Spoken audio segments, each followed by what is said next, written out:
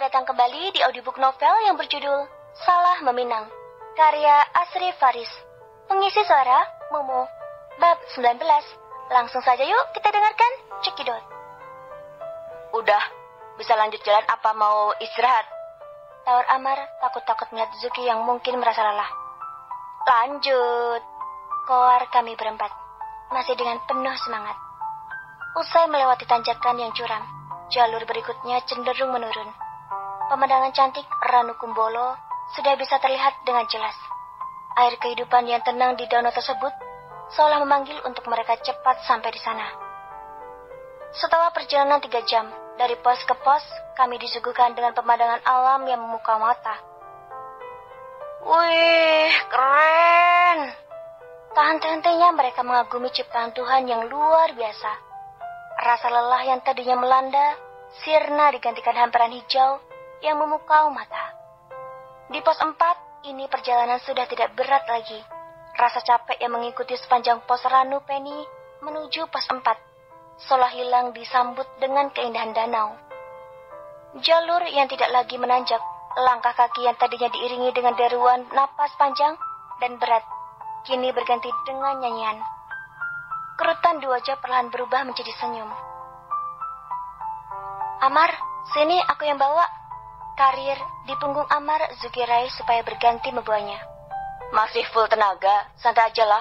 Yang penting kamu jalan dan baik-baik saja. Cih, aku kuat kali, ujar gadis itu.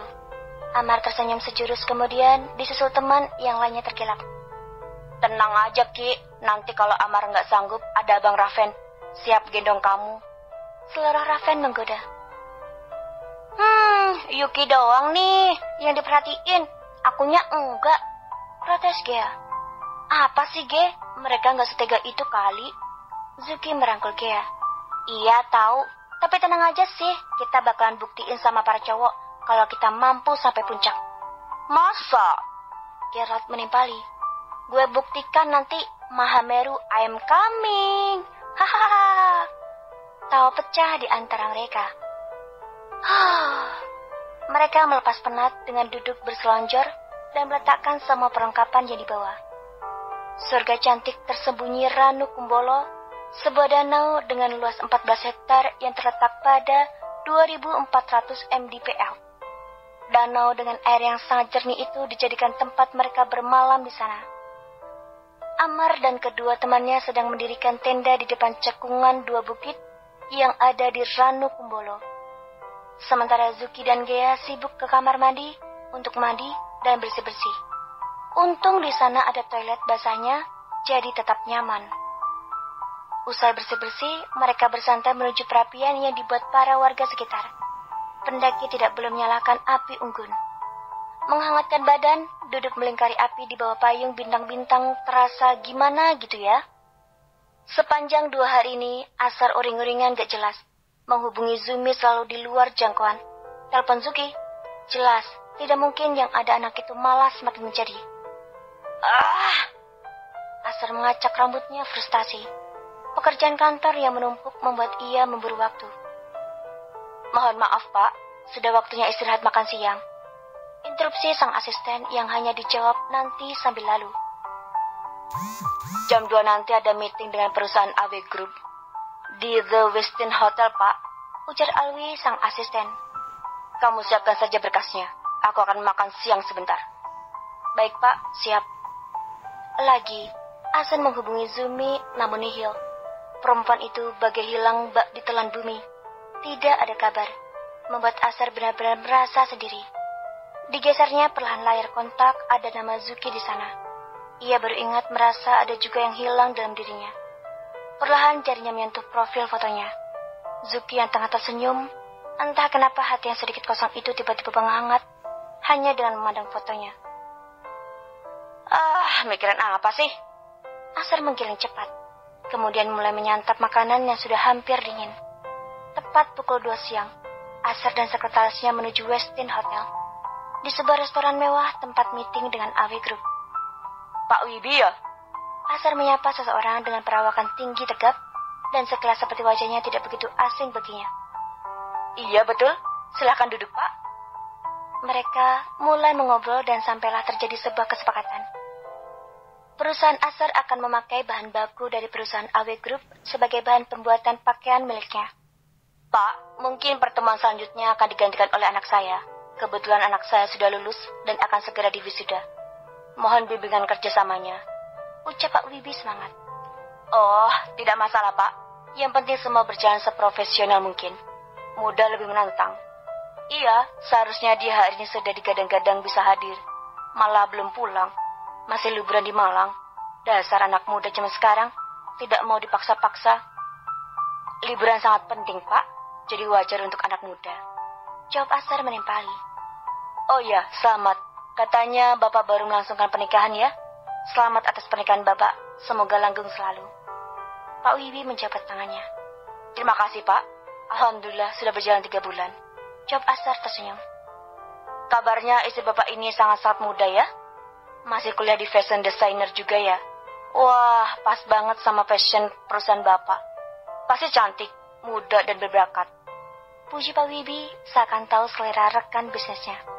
Asar hanya tersenyum tipis menanggapi rekan bisnisnya. Kapan-kapan boleh saya ngadain makan malam bersama? Sepertinya akan sangat menarik, bisa lebih akrab dan menjalin kerjasama. Ujar pria itu mengusulkan. Boleh Pak, kapan-kapan kebetulan istri saya juga sedang tidak di rumah lagi, liburan juga di... Om, besok aku izin ke Malang. Mendadak kata-kata Zuki kemarin sebelum berangkat berputar-putar di kepalanya. Setelah melakukan salam perpisahan dengan Pak Wibi, Asar tidak kembali ke kantor, melainkan langsung pulang ke rumah. Malam ketiga, makan malam sendiri lagi. Bi Emma menatap prihatin tuannya yang duduk termenung di meja makan. Makanan yang dipandang begitu menggugah selera, hanya disentuh separohnya di piring tuannya. Bi Emma, panggil Asar. Minta tolong kopi hitam, Bi. Gulanya sedikit aja, diantar ke kamar. Titah pria itu malas. Iya, Tuan. Asar langsung berdiri melangkah gontai meninggalkan ruang makan. Mohon maaf, Tuan. Izin bertanya. Dibawa ke kamar yang mana? Nona Zuki atau Non? Zuki aja, Bi. Aku mau tidur di sana. Gak tahu kenapa, mulut Asar mendadak pengen jawab kamar Zuki. Asar menuju lantai atas. Langkahnya bergerak ke kamar Zuki. Pria itu merasa ada sesuatu yang hilang pada dirinya. Ia tak tahu dengan perasaannya saat ini. Tapi ia merasa kosong dan sendiri. Padahal jelas ia mempunyai 2 istri. Ceklek. Pintu dibuka perlahan. Kaki pria itu melangkah masuk ke dalam kamar yang selalu dikunci kalau malam. Tiba oleh si pemilik kamar. Hanya untuk menghindari dirinya. Sebegitu takutkah Zuki dengan dirinya? Asar mengamati setiap sudut kamar. Perlahan tangannya telurur menggapai figura kecil di atas meja belajar. Di sana terdapat foto gadis muda dengan paras ayu. Setelah puas memandangi gambar Zuki, ditaruhnya kembali figura tersebut di tempatnya semula. Lalu pandangannya menyapu di tembok atas ranjang. Di sana ada gambar dirinya dan juga istrinya. Foto pernikahannya dengan Zuki. Perlahan ia tersenyumnya. Tok tok tok. Senyumnya memudar sering terdengarnya ketukan pintu dari Bi Emma. Masuk, Bi. Seru pria itu mempersilakan. Kopinya, Tuan. Bi Emma masuk ke kamar dengan membawa pesanan majikannya. Taruh di atas nakas, Bi. Siap, Tuan. Bi Emma, tahu nggak Yuki perginya berapa hari? Tanya Asar tiba-tiba mendadak ingin sekali mengetahui kabar dari situ. Wah, kalau itu kurang tahu, Tuan. Non Zuki nggak cerita, cuma pamit mau puncak. Muncak. Asar nampak mengernyit tehnya. Iya, Tuan. Bibi tahu sama siapa saja Zuki perginya? Kurang tahu, Tuan. Mohon maaf, saya permisi. Bi Emma keluar dari kamar Zuki. Nggak di rumah dicariin. Giliran ada di rumah, hobinya dicuekin. Siapa juga yang betah? Sampai di sini dulu ya ceritanya. Terima kasih sudah mendengarkan duplikan aku. Jangan lupa like dan follow Momo ya. Aku tunggu di bab berikutnya. Bye-bye.